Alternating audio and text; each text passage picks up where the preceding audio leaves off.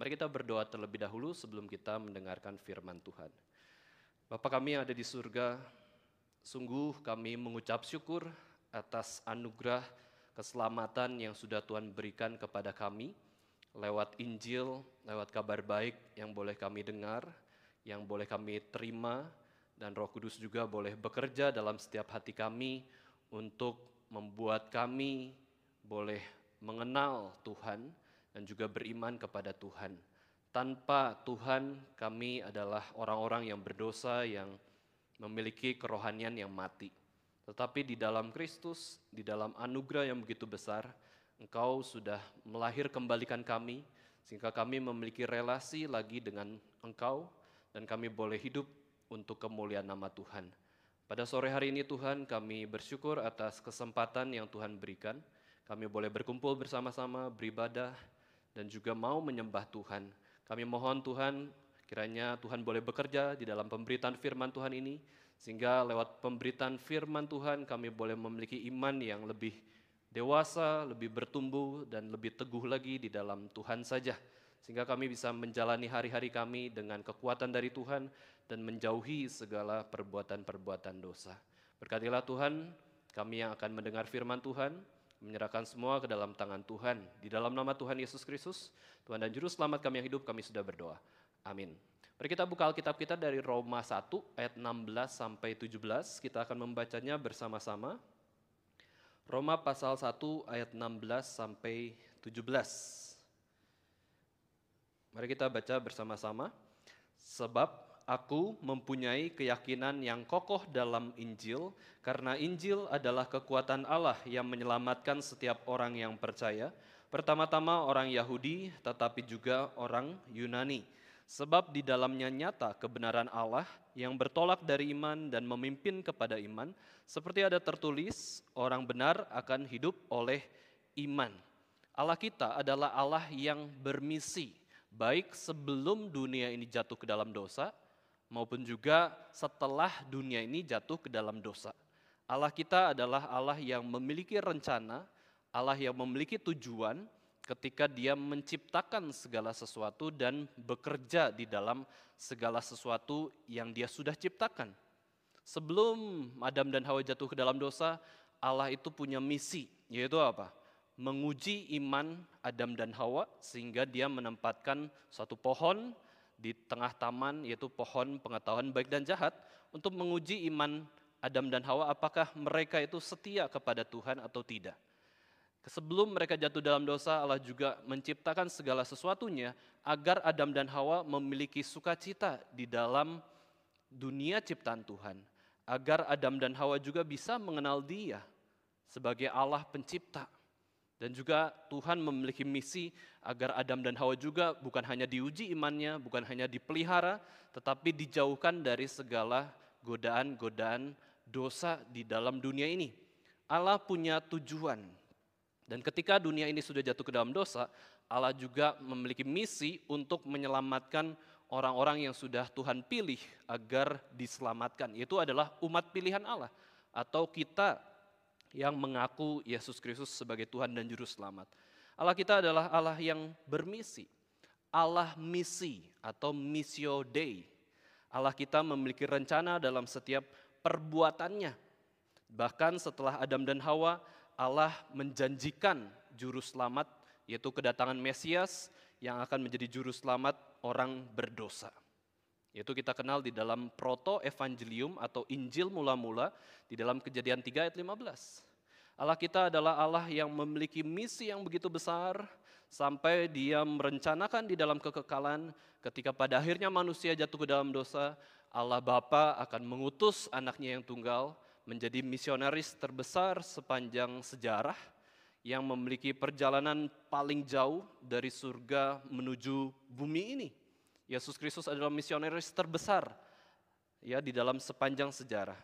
Dan ketika kita pada akhirnya sudah Tuhan pilih sejak sebelum dunia dijadikan, kita menjadi umatnya, dan pada waktu yang khusus Tuhan melahir kembalikan kita mau percaya kepada Kristus, kita bertobat dari segala dosa-dosa kita menerima pengampunan dosa dari Tuhan, disitulah momen kita menjadi pengikut Yesus Kristus. Dan salah satu ciri dari pengikut Yesus Kristus adalah kita pun mengikuti teladan dari Allah kita, yaitu kita menjadi orang yang bermisi juga. Kita memiliki misi dari Tuhan, kita memiliki tugas untuk mengabarkan Injil, menjadi saksi bagi Kristus dan untuk memuliakan Allah. Karena kita adalah pengikut Yesus Kristus, maka kita meneladani pikiran, perasaan, dan seluruh tindakan Yesus Kristus.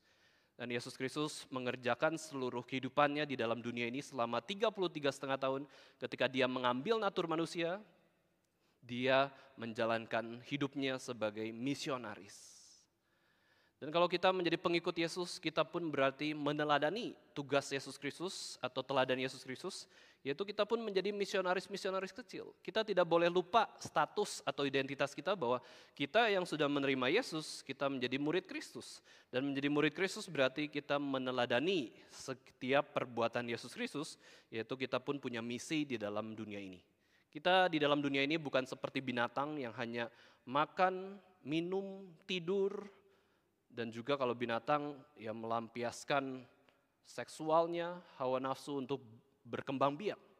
Kalau misi kita di dalam dunia ini hanya seperti itu, maka kita sudah menurunkan derajat manusia ke yang lebih rendah.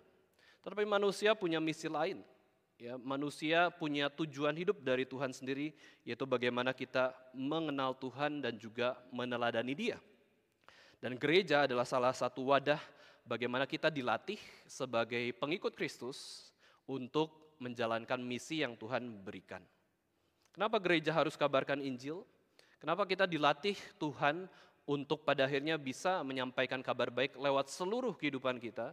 Karena kita tahu bahwa di dalam Roma 1 ayat 16 sampai 17 bahwa Injil itu adalah kekuatan Allah, suatu power, suatu dinamit, suatu kuasa yang begitu besar yang bisa meledakkan seseorang untuk mengubah kehidupan orang tersebut dari arahnya kepada dosa menjadi kepada Kristus. Karena Injil begitu penting, maka kita dilatih oleh Tuhan untuk bisa mengabarkan Injil kepada banyak orang. Ini adalah suatu kabar terpenting. Ini adalah suatu kabar terbesar, teragung, terbaik, terkuat yang bisa mengubahkan manusia berdosa. Maka dari itu kita terima Injil dan kita pun mau membagikan Injil kepada orang lain. Sebelum Yesus Kristus naik ke surga dalam menyelesaikan misinya di bumi ini, Dia pun memberikan amanat agung kepada kita semua, yaitu murid-murid Yesus Kristus. Untuk apa? Untuk jalankan pengabaran Injil. Inilah tongkat estafet yang Yesus berikan kepada para muridnya, yaitu tongkat Injil. Yesus sudah selesai di bumi ini tugasnya. Yesus sudah naik ke surga. Tapi Yesus mengutus Roh Kudus-Nya dalam setiap hati orang percaya, sehingga kita tetap menjalankan apa yang Yesus kehendaki untuk kita laksanakan di dalam bumi ini, yaitu menyebarkan kabar baik ini. Sekalipun Bapak Ibu Saudara sekalian, kita sudah mengerti tugas yang begitu besar, begitu penting yang kita emban, yang kita terima dari Tuhan Yesus sendiri, ternyata bukan hanya itu adalah tanggung jawab para pemimpin gereja atau kita yang sudah mengerti Injil, itu semua adalah tanggung jawab setiap orang Kristen. Kita itu punya tugas mengabarkan Injil. Maka kalau kita tidak mengabarkan Injil, kalau kita tidak berusaha memberitakan Yesus kepada sesama orang lain, atau kita juga tidak mengajak anggota keluarga kita untuk beribadah, padahal kita tahu mereka menjauh dari Tuhan, kita sedang bersalah di hadapan Tuhan. Kita sedang lalai di dalam menjalankan tugas kita. Kita tidak bisa menyerahkan tanggung jawab mengabarkan Injil kepada orang-orang yang dewasa imannya. Itu saja. Hamba Tuhan, pendeta, vikaris, para pengurus gereja saja. Saya nggak bisa apa-apa. Saya nggak usah mengabarkan Injil. Saya malu, saya takut. Itu adalah hal yang egois yang tidak Tuhan kehendaki. Yang Tuhan kehendaki adalah kamu sudah terima Injil, kamu berusaha untuk bagikan sebagai ucapan syukur atas Injil yang sudah engkau terima. Nah, kita pada akhirnya, Bapak Ibu Saudara sekalian ya, seringkali kita juga sadari bahwa sekalipun Injil begitu hebat kuasanya, begitu penting untuk kita kabarkan, seringkali di dalam menjalankan tugas penginjilan ini adalah hal yang tidak mudah. Ya, ketika kita coba kabarkan Injil, mulut kita rasanya berat sekali. Kayaknya pikir udahlah, gak usah mengabarkan Injil ya, capek ngomong kepada orang lain, malu atau takut ditolak. Ini adalah pekerjaan yang sulit. Dan memang betul, tuntutan Tuhan di dalam kehidupan kita sebagai orang Kristen itu adalah mengerjakan pekerjaan yang sulit. Nah, namanya saja tugas dari Tuhan kok. Kalau kita diberi tugas di dalam sekolah kita, di kampus kita, oleh dosen, oleh guru kita, itu bisa sekali sangat sulit ketika dosen itu atau guru itu memiliki pemikiran yang begitu dalam dan juga memberikan soal yang begitu sulit kepada kita. Sekarang yang memberikan tugas atau soal di dalam kehidupan kita adalah Tuhan sendiri. Maka kita tahu bahwa untuk mengerjakan tugas yang dari Tuhan, pribadi terpintar, pribadi yang paling memiliki hikmat, pribadi yang maha kuasa, tentu tidaklah kita bisa lakukan seorang diri. Pada akhirnya kita akan bertanya, Tuhan bagaimanakah saya untuk mengabarkan Injil? Ini adalah pergumulan orang Kristen. Pergumulan orang Kristen bukan saja saya harus lawan dosa, saya harus matikan dosa, saya harus menghindari pergaulan yang buruk, saya harus memberikan yang terbaik untuk Tuhan. Bukan saja sekedar itu, tetapi lebih dalam lagi, Tuhan bagaimana saya harus menjalankan amanat agung dari Engkau sendiri. Masa Tuhan yang kasih perintah saya tidak bisa jalankan? Masa Tuhan sudah memberikan penyertaan, saya pasti tidak mau menjalankannya? Berarti saya tidak percaya akan kuasa Tuhan sendiri. Sebagai orang Kristen yang mau mengabarkan Injil, kita bisa merasakan segala kesulitan dan kelemahan. Tetapi faktanya Tuhan berikan di dalam firman Tuhan bahwa semua orang Kristen sebenarnya mampu mengabarkan Injil. Ini adalah pengharapan dari Kristus sendiri. Kita diberikan kemampuan, kita diberikan kuasa oleh Roh Kudus untuk pada akhirnya bisa membuka mulut kita bukan untuk obrolan yang biasanya yang orang non-Kristen pun bisa melakukan pembicaraan, tetapi kita bisa buka obrolan dengan mengaitkan segala sesuatu dengan Tuhan. Tuhan itu baik ya. Oh itu anugerah Tuhan, itu kasih karunia Tuhan. Kita harus berdoa kepada Tuhan, kita harus mengenal Tuhan. Oh itu adalah perkataan-perkataan yang sangat baik untuk orang-orang yang belum mengenal Tuhan, bahkan orang yang sudah mengenal Tuhan sekalipun ya. Suatu kata-kata yang bersifat relasi dengan Tuhan. Tidak mungkin Tuhan memberikan perintah yang tidak dapat dilakukan. Akhirnya di dalam sepanjang sejarah Bapak Ibu saudara sekalian gereja bergumul. Ayo kita latih orang-orang Kristen untuk mengabarkan Injil. Bagaimana kita mengabarkan Injil? Akhirnya muncullah suatu metode penginjilan. Nah, jenis yang pertama Bapak Ibu saudara sekalian di dalam pekabaran Injil adalah jenis penginjilan secara personal, secara pribadi. Kita kenal dengan orang, lalu ajak orang tersebut untuk ayo ke gereja saya yuk, sekalipun dia sudah Kristen. Ya tidak masalah ya. Ayo kita betul-betul berdoa kepada Tuhan. Kita sama-sama belajar kebenaran firman Tuhan. Yesus Kristus pun ketika dia jalankan tugas sebagai misionaris terbesar, dia pun bertemu dengan banyak orang secara personal. Dia bertemu dengan perempuan Samaria, dia menjelaskan tentang air hidup yang tidak akan membuat perempuan Samaria ini haus lagi. Yesus bertemu dengan Zakeus, Yesus perintahkan Zakeus turun dari pohon itu, aku mau menumpang di rumahmu, aku mau bertamu di rumahmu, dan aku mau bicara dengan kamu, dan pada akhirnya Yesus mengabarkan Injil kepada Zakeus. Zakeus pun percaya kepadanya dan bertobat. Perempuan Samaria pun bertobat dan mempercayai Yesus Kristus. Dan apa yang ditunjukkan oleh perempuan Samaria maupun Zakeus, pertama-tama justru mereka mengabarkan kabar baik yang sudah mereka terima kepada banyak orang dengan cara mereka sendiri. Perempuan Samaria kembali ke kotanya, langsung mengabarkan bahwa aku bertemu dengan Mesias yang tahu seluruh hidupku. Nah, Tuhan Maha tahu. Lalu kemudian Zakeus pada akhirnya, aku akan memberikan 4 kali lipat kepada orang yang aku peras. Jika ada kesalahan di dalam hidupku, aku akan bertobat, aku akan bermurah hati kepada orang lain, aku akan mau hidup kudus di hadapan Tuhan. Itu adalah respon seseorang ketika mereka percaya kepada Yesus, mereka bertobat, mereka kabarkan Injil. Nikodemus pun sama. Ketika pada akhirnya datang malam-malam ke tempat Yesus Kristus, Nikodemus tanya siapakah Yesus Kristus, dan akhirnya mendengar Injil, dia merenungkannya dalam waktu-waktu kehidupannya merenungkan firman Tuhan itu sampai membuatnya juga percaya kepada Yesus Kristus. Akhirnya muncullah di dalam sejarah gereja, Bapak Ibu Saudara sekalian, metode-metode penginjilan pribadi. Ya, beberapa metode yang muncul ya, yang paling populer khususnya di Indonesia juga, yaitu adalah metode evangelism explosion ya. Nah, metode ini saya pernah mengikuti kurang lebih 15 tahun yang lalu di Bandung, di gereja di mana saya beribadah pada waktu itu. Dan ketika saya mengikuti ya di dalam berapa belas kali pertemuan, satu pertemuan sekitar 2 jam gitu ya.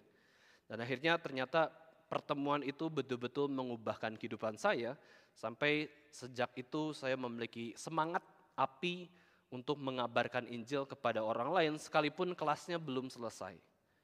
Kelasnya masih berjalan, saya coba langsung lakukan apa yang diajarkan di dalam kelas evangelism explosion tersebut. Dan itu adalah salah satu pengalaman yang mengubahkan kehidupan saya. Karena apa? Karena Injil adalah kekuatan Allah yang boleh menyelamatkan, yang boleh mengubahkan kehidupan seseorang. Injil ada kekuatan Allah untuk menyelamatkan orang yang belum percaya kepada Kristus, tetapi Injil juga adalah kekuatan Allah yang pada akhirnya memberikan semangat, memberikan bahan bakar kepada orang yang sudah percaya. Kita yang sudah percaya kepada Kristus tetap butuh Injil. Untuk apa? Untuk mendorong kita semakin taat kepada Tuhan dan juga mengabarkan Injil tersebut. Di dalam kelas tersebut, itu sangat sederhana kelasnya. Seorang yang mengajar juga adalah seorang awam yang cinta akan firman Tuhan, yang cinta Injil. Berganti-ganti para pengajarnya, ada yang senior, ada yang junior. Ada di dalam satu kelas itu pelajarannya adalah hanya menghafal. Ya, menghafal ayat ini. Satu ayat dihafal, diulang, dipraktekkan. Ayo presentasi ayat ini. Coba jelaskan cara-cara mengabarkan Injil. Hafal kata-kata, cerita, ilustrasi, ayat, bagikan. Disuruh presentasi di depan. Disuruh berlatih untuk bicara soal Injil. Nah, evangelism explosion adalah sebuah metode dikembangkan oleh Dr. James Kennedy pada awal tahun 1960 di Florida, Amerika Serikat ya, di Presbyterian Church. Nah, ciri khasnya ada ciri khas sendiri dalam metode ini, mulai dari persahabatan, kita kenal orang, cari latar belakang rohaninya, kegiatan sehari-hari ngapain, kita ngobrol, pendekatan kepada manusia, mencintai jiwa-jiwa, dan akhirnya menanyakan pertanyaan diagnostik ya. Itu pertanyaannya adalah, kalau andai hari ini meninggal dunia, apakah kamu yakin kamu masuk ke surga? Dan ketika kamu meninggal dunia lalu berhadapan dengan Tuhan, lalu Tuhan bertanya, atas alasan apa aku harus mengizinkan kamu masuk ke surgaku? Apakah jawabmu? Apakah kamu yakin masuk surga? Lalu kamu jawab kepada Tuhan, kenapa kita harus masuk ke surga? Alasan kita apa? Di situ kemudian dijelaskan, masuk ke poin penginjilan. Nah, akhirnya banyak gereja-gereja juga melakukan pelatihan penginjilan dan memakai metode ini. Jadi Bapak Ibu Saudara sekalian, metode ya metode ya. Ini bukanlah suatu cara yang mutlak bagi kita untuk menjadi seorang misionaris kecil atau pekabar Injil. Ya, firman Tuhan adalah penuntun bagaimana kita mengabarkan Injil, dan Roh Kudus juga menuntun bagaimana kita harus bersikap kepada orang lain di dalam mengabarkan Injil. Lalu metode yang kedua ya, yaitu ada 4 hukum rohani. Ya, sekalipun metode tidak mutlak, tetapi usaha yang dibuat manusia atau gereja Tuhan atau orang-orang Kristen untuk mengabarkan Injil patut kita hargai. Mulai tadi ya, ada suatu ciri khas metode tertentu, lalu yang kedua adalah the 4 spiritual laws. Tujuannya adalah di dalam 4 hukum rohani ini menjelaskan Injil secara ringkas, sederhana, pendek, dan jelas kayak gitu ya. Hukum pertama adalah Allah mengasihi, Allah punya rencana yang baik untuk kita semua. Siapa sih yang tidak mau memiliki Allah yang demikian? Allah tuh kasih, Allah tuh baik, Allah punya rencana yang baik untuk kamu. Lalu hukum kedua, sayangnya manusia tidak bisa menerima rencana yang baik dari Tuhan karena kita sudah lawan Tuhan. Kita sudah berdosa di hadapan Tuhan. Lalu hukum ketiga, dijelaskan bagaimana solusi dari manusia yang berdosa, yaitu hanya satu-satunya pengantara, yaitu Yesus Kristus yang mampu menyelamatkan kita dari dosa, sehingga bisa memasuki rencana Allah yang baik itu. Rancangan damai sejahtera, rancangan penuh dengan sukacita dalam Tuhan. Dan yang keempat, hukumnya adalah kalau kita sudah tahu kita berdosa, ada rencana Tuhan, lalu kita berdosa di hadapan Tuhan dan Yesus Kristus adalah satu-satunya pengantara, maka yang keempat adalah kita harus beriman, ambil keputusan untuk percaya kepada Yesus. Ini adalah contoh metode sederhana ya dalam 4 hukum rohani. Ada juga Bapak Ibu Saudara sekalian, yaitu menggunakan pekabaran Injil dengan cara Romans Road. Romans Road adalah kita kabarkan Injil dari kitab Roma. Misalkan tadi ya, Roma 1 ayat 16 sampai 17. Lalu Roma 3 ayat 23. Sebab semua orang manusia telah jatuh ke dalam dosa dan kehilangan kemuliaan Allah. Lalu Roma 6 ayat 23. Sebab upah dosa adalah maut, tetapi kasih karunia Allah adalah hidup kekal di dalam Tuhan Yesus Kristus. Lalu Roma 10 ayat 9. Sebab jika kita mengaku dengan mulut dan juga mempercayai Yesus di dalam hati kita, kita akan diselamatkan. Kurang lebih seperti itu ya. Dari dari kitab Roma, kita rangkumkan seluruh Injil lalu jelaskan kepada orang lain. Lalu juga ada metode penginjilan namanya Operation Andrew. Ya. Andreas adalah salah satu rasul Yesus Kristus. Dia bawa Petrus kepada Yesus. Andreas bawa seorang anak laki-laki yang memiliki 5 roti dan 2 ikan. Ini Andreas semua. Andreas bawa Petrus kepada Yesus. Andreas bawa anak kecil yang membawa 5 roti dan 2 ikan kepada Yesus untuk melayani Yesus. Dan dipakai Tuhan untuk menjadi berkat bagi ribuan orang dari 5 roti dan 2 ikan anak laki-laki tersebut. Dan dikatakan di dalam Alkitab juga Andreas sebagai rasul itu, sekalipun dia tidak terkenal seperti Petrus maupun Paulus, tetapi Andreas itu bawa beberapa orang Yunani akhirnya kepada Yesus Kristus. Kemudian Yesus injili orang-orang Yunani dan orang Yunani pun percaya kepada Yesus Kristus. Lalu ketika Billy Graham sebagai seorang pengkhotbah KKR yang begitu besar, ketika pada akhirnya mau memfollow up orang-orang yang sudah diberitakan Injil, kelanjutan dari yayasan penginjilan Billy Graham ini adalah dengan Operation Andrew. Itu 5 langkah sederhana. Terus kemudian saya pikir-pikir kenapa ya 5 langkah? Bukan apakah berarti Rasul Andreas itu membawa 5 orang? Tapi jawabannya sederhana, yaitu kenapa 5 langkah? Ya untuk memudahkan kita mengingat dengan satu tangan kita. Apa yang harus kita lakukan di dalam mengabarkan Injil? Pertama adalah kenali 5 orang. Ya, yang pertama ini kenali 5 orang di sekitar kita, baik teman, kerabat, rekan kerja, tetangga yang belum kenal Yesus. Ingat mereka, 5 saja. Caranya gini ya, kita doakan 5 orang, itu yang pertama, terus doakan ya secara teratur. Jadi kenali, ingat nama teman-teman kita di kampus, di sekolah, di tempat kerja, ya di dalam komunitas lingkungan rumah kita atau tetangga kita gitu ya. Terus doakan secara teratur. Saya mau doakan setiap hari Senin misalkan ya, doakan 5 nama ini.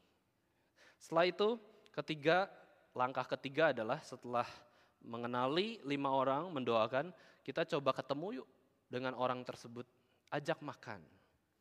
Tapi bukan tawarkan multi level marketing, tapi tawarkan Injil gitu ya. Ajak makan, tawarkan Injil misalkan ya. Terus kepada mereka bangun relasi dulu, tunjukkan kasih Kristus.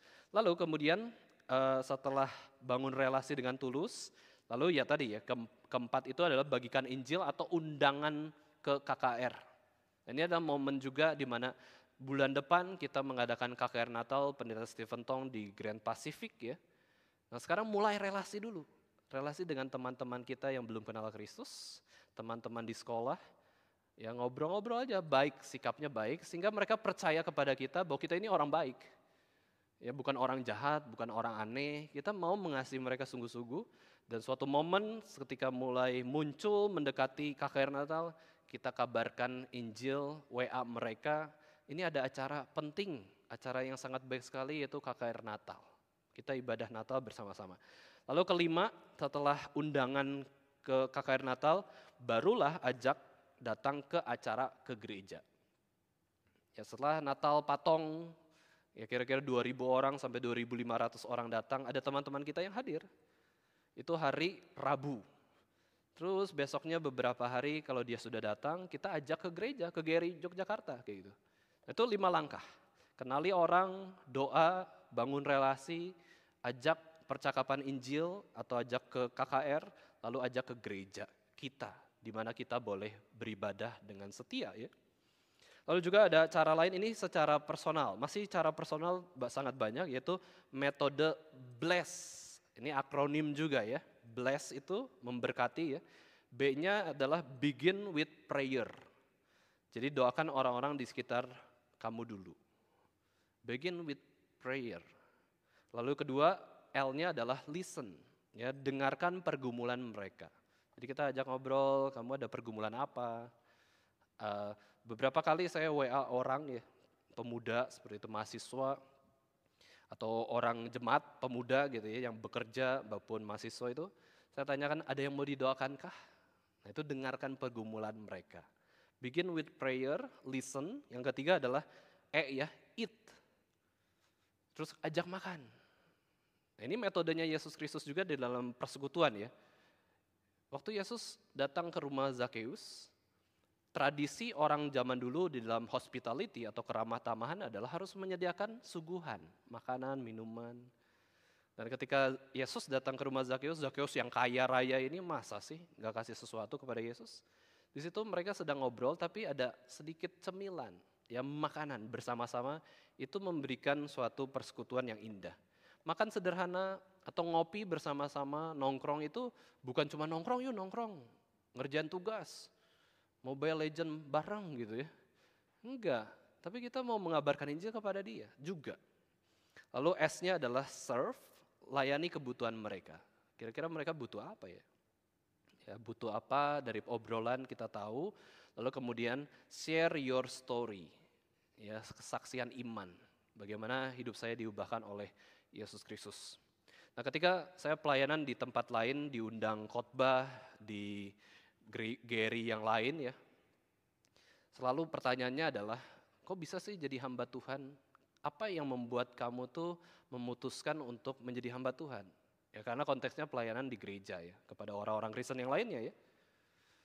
Tetapi kita bisa langsung inisiatif, saya bisa menjadi Kristen itu karena apa? Dimulai dari sejarah ya, ketika kita mengabarkan Injil tuh boleh. Jadi kita perlu pikirkan, apa ya saya jadi Kristen? Banyak orang Kristen tidak sadar dirinya kapan menjadi orang Kristen, bukan berarti salah, tetapi setidaknya kita tahu alasan kita jadi orang Kristen itu kenapa. Apa sudah keturunan gen dari orang tua ya, orang tua karena sudah Kristen, lahir pun Kristen gitu ya. Enggak ada. Bisa saja Tuhan kasih anugerah seperti Yohanes Pembaptis, di dalam kandungan pun Roh Kudus sudah memenuhi Yohanes Pembaptis. Tetapi kebanyakan itu kita tidak seperti Yohanes Pembaptis. Kita itu manusia berdosa. Di dalam kandungan ibu kita sudah berdosa, kita menolak Tuhan. Nah kapan kita percaya? Kenapa kita percaya? Kepada Injil itu sendiri. Nah di situ kita bisa bagikan. Dan akhirnya ketika saya ditanya bagaimana ceritanya kamu bisa menjadi hamba Tuhan. Saya sudah memikirkan, merenungkan, yaitu ada dua alasan lah ya. Dan ini yang mendasarinya adalah firman Tuhan. Pertama, saya sangat terkesan, sangat bersyukur, sangat berterima kasih karena Yesus mau mati buat saya. Masa saya tidak mau menyerahkan hidup bagi Yesus? Itu yang pertama ya. Tapi penyerahan hidup itu belum tentu jadi hamba Tuhan. Gak mesti jadi hamba Tuhan kan. Saya mau menyerahkan hidup saya bagi Tuhan. Semua orang Kristen pun harusnya demikian. Tapi itu tidak menjadi alasan untuk menjadi hamba Tuhan. Lalu yang kedua, Tuhan memberikan kerinduan kepada saya, di dalam hati saya mau belajar firman Tuhan lebih dalam. Yaitu masuk STT. Saya mau betul-betul belajar lagi lebih dalam. Saya tidak puas hanya menjadi seorang yang dengar khotbah di hari Minggu terus pulang, ikut PA, ikut seminar, udah seperti itu saja enggak. Saya mau masuk sekolah Alkitab.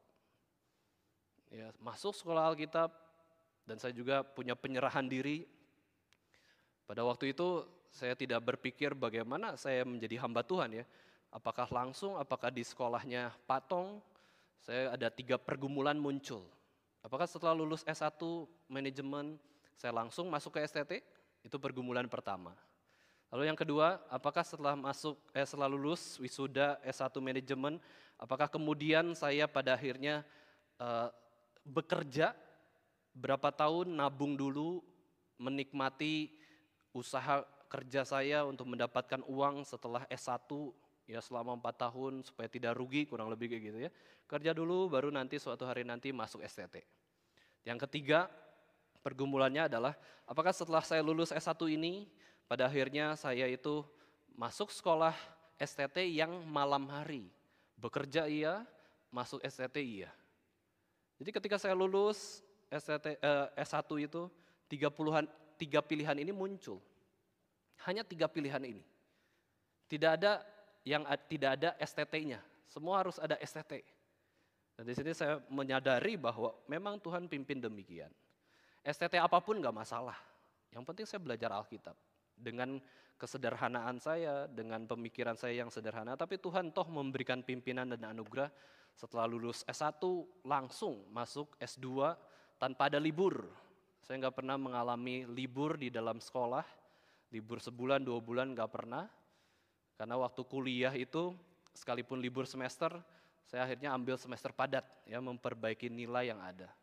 Akhirnya inilah perjalanan Tuhan memimpin setahap demi setahap, dari lulus, wisuda, bulan depannya langsung masuk sekolah Alkitab. Nah itu sedikit cerita ya. Nah pada akhirnya kita bisa menceritakan cerita kita, kesaksian bagaimana kita ambil keputusan menjadi orang Kristen itu ada ceritanya. Tidak ujuk-ujuk, tidak tiba-tiba, saya Kristen, nggak ada cerita sama sekali ya. Tidak, kita pasti punya cerita, kenapa kita jadi orang Kristen? Itu harus kita jawab dan pasti kita bisa jawab dan akhirnya kita bisa ceritakan kepada orang lain. Nah ini adalah jenis metode penginjilan yang pertama, yaitu adalah secara personal. Yang kedua, Bapak Ibu Saudara sekalian, adalah penginjilan secara massa. Yesus khotbah di bukit kepada ribuan orang, Petrus berkhotbah di hari Pentakosta dan 3.000 orang bertobat percaya kepada Yesus Kristus. Dan mungkin ya banyak orang juga yang tidak percaya kepada khotbah Petrus, bisa juga.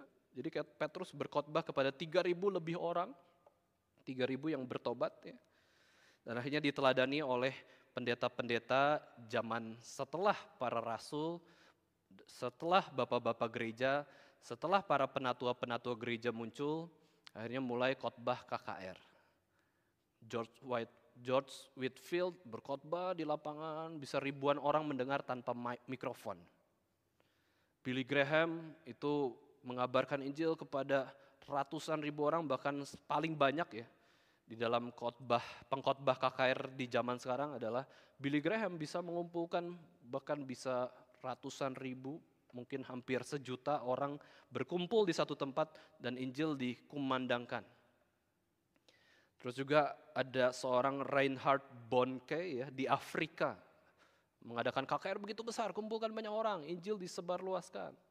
Dan juga di zaman sekarang kita bisa melihat dengan mata kita sendiri, ada seorang tua lansia umur 85 tahun masih terus mau keliling, mengumpulkan banyak orang untuk dikumpulkan dan memberitakan Injil, kebaktian kebangunan rohani oleh pendeta Stephen Tong.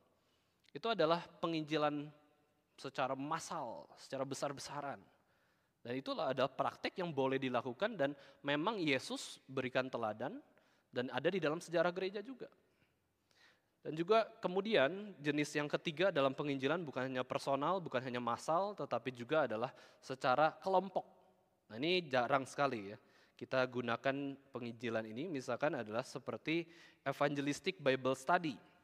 Jadi kita punya komunitas, Komsel, OSG, Pemuda Yogyakarta ada yang ditugaskan sebagai dokter internship di kota Sragen. Kemudian dia nyewa satu rumah kan, di situ ada teman-teman yang lain juga di kamar yang lain. Dia kemudian berpikir, saya mau coba adakan Bible study deh, kelompok studi. Tetapi ketika kelompok studi itu bukan hanya untuk orang Kristen, tapi bisa juga mengajak orang yang non-Kristen mau nggak belajar tentang firman Tuhan atau tentang kebenaran Kristus kayak gitu ya. Kita bisa mengajak orang datang ke kelompok persekutuan kita, Komsel kita, atau di GRI Yogyakarta adalah KTB kita, kelompok tumbuh bersama ya. Maka ada yang menamakan kelompok penginjilan ini adalah cell group evangelism. Kelompok sel itu bukan hanya untuk pertumbuhan iman kita, tetapi juga pengabaran Injil kepada orang yang belum mengerti Injil. Ada juga yang menamakan bahwa penginjilan kelompok itu seperti Alpha Course atau Seekers Group, ya, pelajaran tentang alpha. Yang terpenting dalam segala studi kita itu apa sih? Ya kemudian acaranya santai, ya cuman ngobrol-ngobrol, ada makanan, terus ada tampilin video, ayo kita nonton video cuplikan, misalkan 5 menit tentang Injil dan lain-lain, terus ada diskusi terbuka. Itu namanya penginjilan kelompok. Banyak lagi metode-metode atau jenis-jenis penginjilan, saya pernah baca penginjilan itu dengan literatur. Kita tulis surat kepada orang tersebut, ya kita jelaskan tentang Injil, kita kirim. Lalu ada juga metode-metode begitu banyak dalam mengabarkan Injil bisa di zaman sekarang dengan media sosial dan lain-lain. Nah, Bapak Ibu sekalian, tugas orang Kristen adalah belajar firman Tuhan terus-menerus. Seumur hidup kita menghasilkan teologi yang terbaik dalam kehidupan kita. Ini tugas orang Kristen seumur hidup kita adalah terus belajar firman Tuhan sampai kita memiliki teologi atau pengenalan akan Allah yang terbaik. Dan kita sudah tahu bahwa sebenarnya di dalam seluruh sepanjang sejarah gereja, teologi yang terbaik itu yang mana? Gereja dengan aliran yang terbaik itu yang mana sih? Yang terbaik? Dan saya katakan di dalam setiap kebaktian sore sudah beberapa minggu ini, teologi yang terbaik adalah teologi reform. Bagaimana kita pada akhirnya kembali kepada firman Tuhan. Jika kita tidak percaya teologi yang terbaik adalah teologi reform, kita bisa bandingkan sendiri. Dibandingkan teologi-teologi Kristen yang lain, manakah yang paling sesuai kebenaran Alkitab. Dan tidak ada yang bisa mengalahkan teologi reform. Maka kita bersyukur kita boleh belajar teologi reform, boleh tahu ada gereja reform. Saya selalu membayangkan bahwa andai di Indonesia ini gereja reform, GRI itu nggak ada. Bayangkan. Berarti kita di gereja yang dulu kita, gereja apakah itu? Kita di sana beribadah, kurang Injil yang sejati, kita terlena dengan ibadah yang seperti bioskop, entertainment. Nanti kita ibadah tidak terlalu hormat, kita bisa loncat-loncat ibadahnya ya. Itu nanti jadinya kita, andai tidak ada gereja reform. Kalau kita menjadi orang Kristen yang di gereja yang akhirnya suam-suam kuku, menikah dengan yang tidak seiman, kita melupakan gereja, kita tidak diskusi Alkitab, tidak ikut PA, tidak ikut STRIS. Bayangkan tidak ada gereja reform, kita akan menjadi apa? Menjadi orang Kristen yang seperti apa? Kita menjadi orang Kristen yang lemah, nggak mikir, tidak punya intelektual yang pada akhirnya melayani spiritual. Kita punya intelektual demi melayani uang, cari kenikmatan, cari yang bukan Tuhan. Sayang sekali. Tapi di dalam gereja reform kita dikembalikan kepada Alkitab. Kita tidak sadar anugerah yang begitu besar ini. Tidak ada gereja reform, bagaimana hidup kita? Ya memang tidak satu-satunya Tuhan memakai gereja itu menjadi sumber pertumbuhan rohani kita. Tetapi di dalam gereja reform kita harus bersyukur ya, ada GRI. Nah, salah satu teologi reform memiliki salah satu sifatnya adalah sifat Injili. Ya, sifat Injili. Kita mungkin aneh mendengar nama GRII ini. Orang barat pun bingung sama pendeta Stephen Tong. Kamu namain gereja kok gereja Reform Injili sih. Orang-orang Injili pun aneh, ya. Orang Injili ya Injili, ngapain ada reformnya? Orang reform juga adalah orang reform, gereja reform ya gereja reform, ngapain perlu Injili? Seperti itu ya. Kenapa perlu gereja reform Injili? Bukankah ini rakus? Bukan ini istilah yang redundan? Mengulang kok. Ngapain reform terus Injili? Kenapa Bapak Ibu sekalian? Karena pada dasarnya sebelum ada gereja reform Injili, gereja itu hanya ada dua saja, gereja reform atau gereja Injili. Kenapa pendeta Stephen Tong pada akhirnya membuat nama gereja seperti double, seperti ini? Karena apa? Karena dia lihat gereja-gereja reform kok tidak mengabarkan Injil ya. Lalu dia melihat gereja-gereja Injili kok tidak reform ya. Gereja-gereja Injili kok males sih adain seminar. Kok khotbahnya cuman gitu-gitu aja. Itu pun orang bisa baca Alkitab, cuman kemudian pada akhirnya ya baca sendiri pun bisa lah, nggak usah dengerin khotbah pendeta Injili gitu ya, kurang lebih kayak gitu. Kenapa gereja reform tidak Injili, tidak punya semangat Injili, buat cabang lagi, terus KKR lagi. Semua gereja-gereja reform di Eropa mayoritas lemas semua. Orang-orang tua semua yang datang ke gereja, anak mudanya di mana? Lalu ketika lihat orang-orang Injili, kok jadi teologinya malah teologi yang seperti dunia.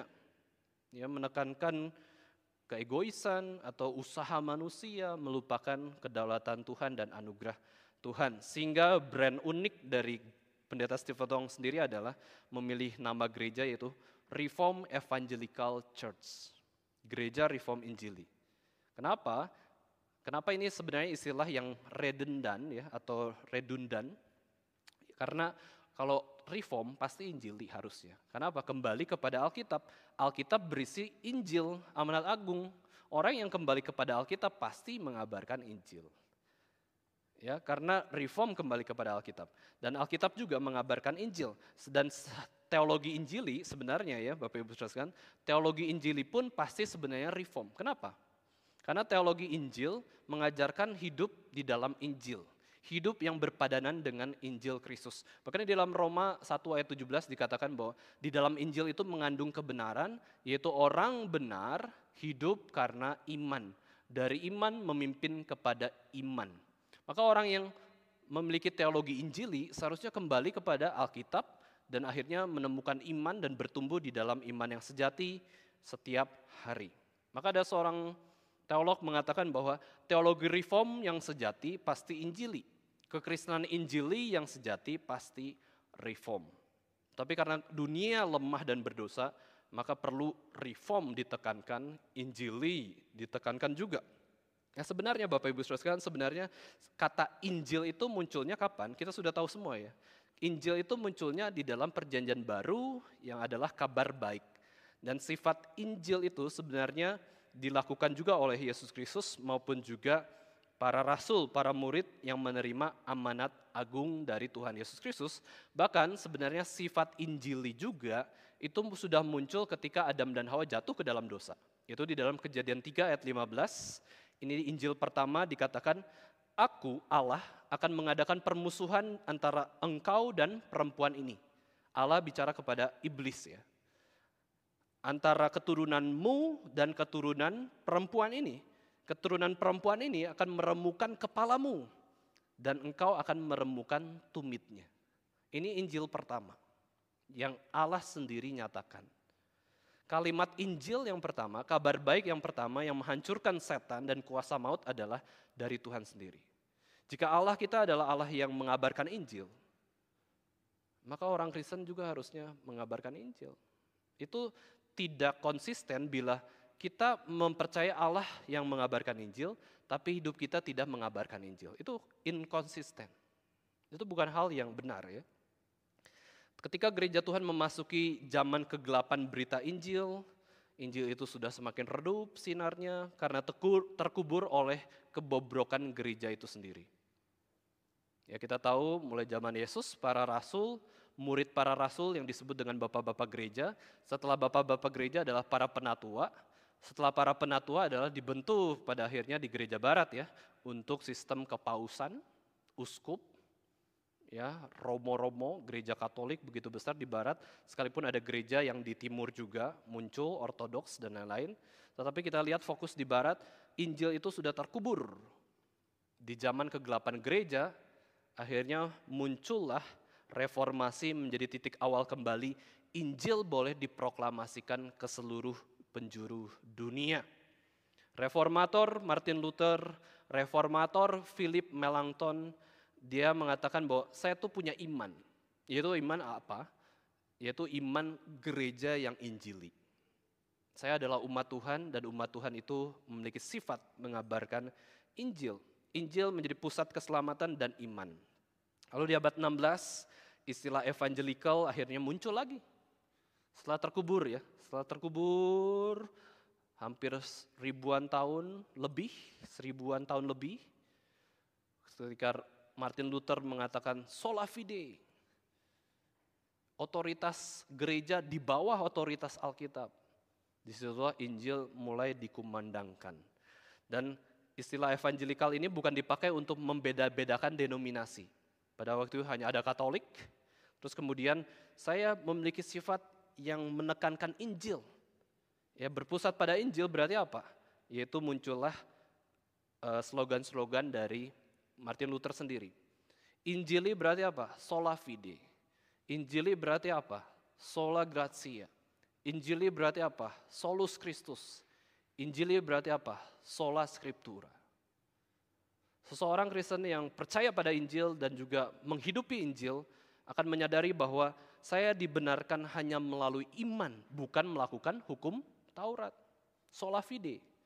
Saya diselamatkan karena iman yang Tuhan berikan, bukan karena saya melakukan kebaikan satupun. Lalu sola gratia, keselamatan dan iman murni karena anugerah Allah saja, bukan karena saya hebat dan mampu. Solus Kristus, hanya Yesus Kristus satu-satunya juru selamat dan pengantara antara Allah dan manusia. Tidak ada yang lain. Dan sola scriptura yaitu otoritas Alkitab sebagai otoritas yang tertinggi dalam kehidupan kita. Sehingga orang Kristen akhirnya menyadari kepentingan Injil. Ya, kepentingan Injil adalah kita menyadari satu istilah, satu kata ini saja, yaitu hanya, the only, hanya Yesus, hanya anugerah, hanya iman, hanya Alkitab. Nah, orang yang Injili memiliki semangat yang demikian ya. Bukan berdasarkan tradisi gereja atau konsili atau pemimpin manusia. Kita menyandarkan iman kita kepada Allah dan firman-Nya. Sehingga kita bisa lihat di abad 1 mulai istilah Injil, abad 16 gereja kembali kepada Injil, abad 18 sampai 19 mulai ada kebangunan rohani, khotbah KKR di mana-mana di Eropa, di Amerika. Abad ke-20 misi masuk ke Indonesia dan Asia. Dan kita pun mengerti tentang sifat Injili ini. Lalu kalau kita melihat sejarah gereja, Bapak Ibu Saudara sekalian ya, reformasi itu memang sempat menjadi sinonim dengan Protestan. Ya, Protestan, dan seringkali penyebab dari reformasi para sejarawan gereja itu mengatakan dua hal, yaitu adalah isu otoritas maupun justification. Isu pembenaran itu karena apa, lalu otoritas tertinggi itu gereja atau firman Tuhan ya. Sehingga kita bisa lihat bahwa inilah yang memunculkan reformasi gereja yang dilakukan oleh Martin Luther, yaitu karena permasalahan keselamatan itu berdasarkan apa, dan juga latar belakang gereja pada waktu itu yang begitu meninggikan gereja dan merendahkan Alkitab. Mereka punya komitmen kepada sola scriptura maupun sola fide. Inilah kaum Injili di zaman reformasi, dan akhirnya betul-betul gereja Injili ini betul-betul mau menyatakan justification yang benar seperti apa dan otoritas yang tertinggi itu seperti apa. Ya, kita sudah mengerti sebagai orang reform bahwa pembenaran itu hanya karena iman, anugerah Tuhan, dan otoritas tertinggi itu adalah firman Tuhan. Bukan pemimpin gereja, bukan tradisi-tradisi ya, bukan kesimpulan-kesimpulan dari rapat-rapat tertentu. Dan akhirnya kita mengerti di sejarah modern, kita sangat familiar gereja Injili, kita tahu. Kita mengerti model gereja Injili dan gereja yang reform Injili, ya, atau gereja yang reform sejati saja atau yang Injili sejati saja, berarti apa? Gereja yang reform Injili ini adalah berpegang teguh kepada kebenaran Alkitab dan setiap ajarannya ya dari Kejadian sampai Wahyu, dan juga memiliki semangat untuk memberitakan Injil, untuk hidup kudus dan menjadi berkat buat banyak orang. Sehingga disimpulkan gereja yang baik, teologi yang baik adalah reform Injili, dalam arti reform itu mengakar ke bawah, kuat, ajarannya ketat, doktrinnya tegas, tidak tergoyahkan. Tetapi ketika berakar ke bawah semakin kuat, semangat Injili itu berarti apa? Bertumbuh ke atas dan akhirnya menghasilkan banyak buah yang bisa dinikmati oleh orang banyak. Itulah sifat Injili. Sifat Injili berarti mau bertemu dengan orang lain, mau bertemu dengan orang-orang yang bahkan memusuhi gereja, dan mau mengabarkan Injil kepada mereka semua. Secara sederhana, kita itu dituntut Tuhan memiliki kepala yang reform, akal budi ditebus dengan kebenaran firman Tuhan, tetapi hati yang Injili. Ya, kepala reform, hati Injili. Ini adalah suatu dasar yang sangat penting, menjadi prinsip bagaimana kita harus hidup di hadapan Tuhan. Kita terus belajar firman Tuhan dan terus mau membagikan firman Tuhan yang sudah kita pelajari. Jadi kita bisa lihat bahwa teologi reform adalah teologi yang mendorong setiap orang Kristen untuk belajar firman dan juga sebenarnya mengabarkan Injil. Injil adalah kuasa Tuhan. yang menyelamatkan. Injil adalah kebenaran Tuhan yang bertolak dari iman dan memimpin kepada iman lagi. Maka di dalam kehidupan Injili, sifat Injili ini kita boleh bertumbuh terus di dalam iman yang Tuhan berikan. Maka kita memiliki sebutan yang lain Bapak Ibu sekalian, yaitu kita adalah gereja yang bermisi. Missional Church. Gereja yang dipanggil untuk hidup kemudian diutus kepada banyak orang untuk menyatakan atau memproklamasikan Injil di tengah-tengah dunia yang sekuler, yang berdosa. Lalu Tim Keller, seorang pendeta Presbyterian ya, mendefinisikan apa sih missional church itu? Yaitu gereja yang menghidupi identitasnya sebagai umat Allah yang diutus dunia untuk menjadi saksi Kristus. Jadi hidup kita tuh bukan hanya di gereja tetapi kepada seluruh dunia. Gereja menjadi suatu wadah di mana kita bisa bertumbuh, semakin kuat, semakin dewasa, dan akhirnya kita bisa membagikan apa yang kita terima dari gereja kepada seluruh lingkungan kehidupan kita. Itu adalah gereja yang bermisi. Ya, kita punya tujuan di dalam pekerjaan kita, di dalam keluarga kita. Maka seorang teolog mengatakan every Christian is a missionary. Seseorang yang betul-betul mengabarkan Injil atau mewakili Kristus dimanapun kita berada. Di dalam keluarga, di dalam sekolah, dimanapun kita mewakili Kristus. Sangat mudah kita membagikan tips-tips kesehatan kepada banyak orang. Ada grup, ya orang-orang Kristen sendiri buat grup WA itu, grup pengabdi makanan, ya, pencinta kuliner, grup jalan-jalan, ya. Terus kemudian ada lagi grup sehat bersama. Akhirnya yang disiarkan di dalam grup itu adalah bagaimana olahraga yang baik, tempat mana traveling yang enak, ya jalan-jalan kemana, terus restoran mana nih yang bisa memuaskan hawa nafsu makan kita, minuman kita. Ya, saya ada masuk juga grup sehat bersama. Jadi ketika ada link-link atau video-video tentang kesehatan, saya langsung share ke sana, gitu ya. Sangat mudah membagikan tips-tips yang baik, yang enak menurut kedagingan. Tetapi apakah pernah kita bagikan tips-tips kesehatan rohani kepada orang di sekitar kita? Saya punya grup keluarga ya di dalam WA group. Saya ketika membagikan sesuatu yang baik, saya seringkali hal-hal yang rohani lah sifatnya.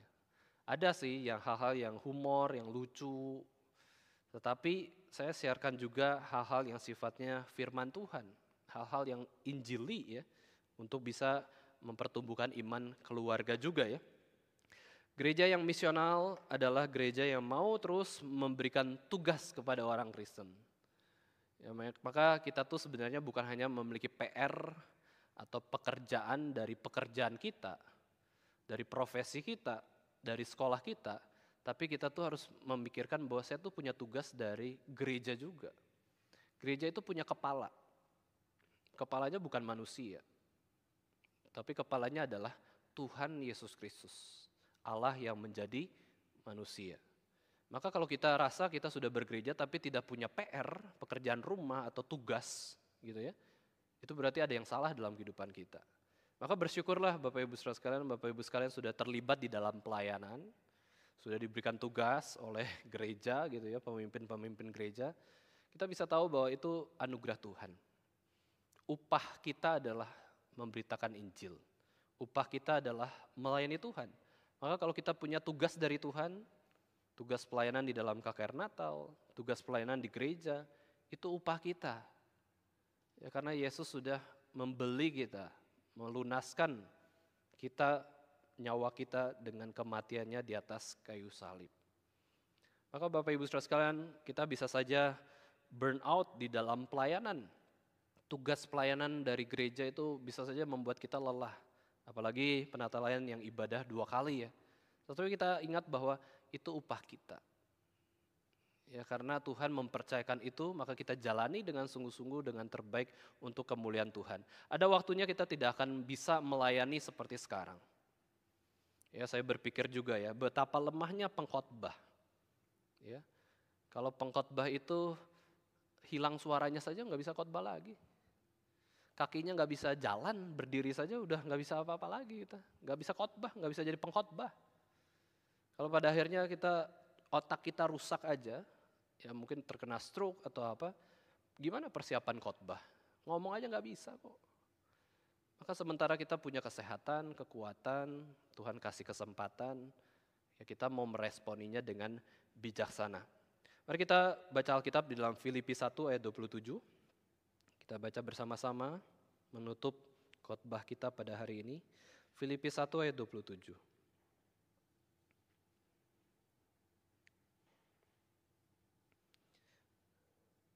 Injil menjadi standar kehidupan kita ya. Mari kita baca bersama-sama 1, 2, 3. Hanya hendaklah hidupmu berpadanan dengan Injil Kristus, supaya apabila aku datang, aku melihat, dan apabila aku tidak datang, aku mendengar bahwa kamu teguh berdiri dalam satu roh, dan sehati sejiwa berjuang untuk iman yang timbul dari berita Injil. Injil itu memberikan iman, dan Injil menjadi standar kehidupan orang Kristen. Apakah hidup kita berpadanan dengan Injil Kristus? Apakah betul kita yang mengatakan diri kita Kristen, agama di dalam KTP kita itu terpampang Kristen, betul-betul sesuai dengan standar amanat agung yang Yesus berikan kepada kita? Nah, kiranya kita boleh menjadi seorang Kristen yang injili. Meskipun seorang Kristen harusnya memang injili, namanya pengikut Kristus kan. Dan sebagai orang Kristen kita mau memberitakan Injil, kita juga bergabung di dalam gereja, dan gereja yang bertumbuh, berbuah, yang dipenuhi dengan Injil, pada akhirnya ada tujuan lagi yang kita perlu lakukan di dalam gereja Tuhan, yaitu gereja menanam gereja yang baru. Kita jangan cepat puas, GRI Yogyakarta sudah ada gedung, wah selesai. Bukan, hidup kita masih hidup sekarang. Belum Tuhan panggil ke surga, gedung gereja ini mau kita persembahkan kepada Tuhan seperti apa. Lalu gereja ini kalau memang sehat, memang baik, pada akhirnya harusnya bisa menanam gereja yang lain. GRI Yogyakarta sudah umur 29 tahun, ini waktunya beranak cucu, ya berkembang biak. Kita nggak bisa berhenti. Sebagai orang Kristen yang injili, sudah bangun gedung gereja selesai, masih ada tugas lagi. Terus mengadakan KKR, terus mengadakan seminar, terus mengadakan pemberitaan firman Tuhan, terus juga mau menanam gereja di Yogyakarta. Yogyakarta ini luas, banyak orang yang perlu memiliki atau mengenal teologi reform Injili. Ya, di manakah Tuhan memimpin gereja untuk pada akhirnya boleh terus menanam gereja yang lain? Itu adalah suatu pimpinan dari Roh Kudus sendiri. Frasa hidup berpadanan dengan Injil Kristus, Bapak Ibu Saudara sekalian, itu berarti definisinya adalah hidup sebagai warga yang layak terhadap Injil Kristus. Berpadanan dengan Injil Kristus berarti kita tuh warga yang sesuai dengan Injil Kristus. Kita tidak lupa identitas kita bagaimana. Ada satu lagu KRI yang sangat indah tentang ini ya, dari Filipi 1 ayat 27, KRI 329, judulnya adalah Hendaklah hidupmu sesuai Injilnya. Ya, saya bacakan bait satunya. Bagimu diberi kuasa, kabarkan Injilnya. Dengan berani tak gentar, lawan musuh kita. Berita Injil, berita selamat. Terus kumandangkanlah, pergumulan kita tiada habisnya. Hanya hendaklah hidupmu sesuai dengan Injilnya. Sepanjang hidupmu di dunia, Rohnya pimpin kita. Sekali lagi Bapak Ibu sekalian, pergumulan kita bukanlah pergumulan melawan dosa saja, tetapi pergumulan bagaimana kita mengabarkan Injil kepada seluruh dunia. Pergumulan melawan dosa adalah pergumulan yang melelahkan, tetapi pergumulan untuk mengabarkan Injil adalah pergumulan yang menyenangkan hati Tuhan dan juga memberikan kita sukacita. Ada seorang pendeta menjelaskan tentang kesibukannya di dalam melayani. Ya, dia ceritakan, wah dari pagi sampai malam, terus sempat dia cerita bahwa pulang malam hari itu ganti baju pun gak sempat. Ganti baju pun gak sempat, dia terbaring di atas tempat tidurnya. Tapi ketika terbaring di atas tempat tidurnya, dia mengingat sepanjang hari itu, saya melakukan hal apa ya seharian ini sampai capek sekali, ganti baju pun sudah malas, sudah terlalu lelah, dan ternyata dia merenungkan hari itu, dia banyak melayani Tuhan, banyak bertemu dengan orang mengabarkan Injil, dan ketika lelah selelah-lelahnya, sampai tidak sempat mengganti bajunya, tidak sempat mandi, di situ mulai muncul sukacita yang begitu besar. Upah saya banyak ya, Tuhan kasih begitu banyak upah ya dalam hidup saya, melayani Dia. Siapa sih saya ini? Manusia yang berdosa. Tetapi Tuhan kasih banyak tugas untuk saya. Maka dalam hatinya, dalam tidurnya, dia punya sukacita yang begitu besar. Nah, kiranya sebagai orang Kristen kita boleh sungguh-sungguh menghargai setiap anugerah kesempatan di dalam melayani Dia, khususnya di dalam mengabarkan Injil, karena mengabarkan Injil dan melayani Tuhan adalah upah kita. Dan semakin kita banyak taat, semakin upah kita juga besar di surga. Mari kita sama-sama berdoa kepada Tuhan. Bapa kami yang di surga, kami bersyukur untuk Injil yang sudah Tuhan berikan kepada kami semua. Kabar baik yang terbaik bagi manusia berdosa. Ajari kami Tuhan untuk menghargai Injil yang Tuhan berikan. Berikan kami mata iman sehingga kami melihat Injil itu sebagai suatu hal yang sungguh-sungguh berharga, sungguh-sungguh bernilai, sungguh-sungguh mulia. Dan itu Tuhan berikan kepada kami. Dan kami bisa menerimanya itu hanya karena anugerah Tuhan. Kiranya Injil yang adalah kekuatan Allah boleh terus memimpin kami di dalam hidup yang benar di hadapan Tuhan. Dari iman memimpin kepada iman. Pimpinlah kehidupan kami Tuhan, tolonglah kami untuk senantiasa taat kepada perintah Tuhan. Dan juga terus belajar mengabarkan Injil kepada semua orang. Kiranya Tuhan berbelas kasihan kepada kami semua. Dalam nama Tuhan Yesus kami berdoa. Amin. Mari kita bangkit berdiri.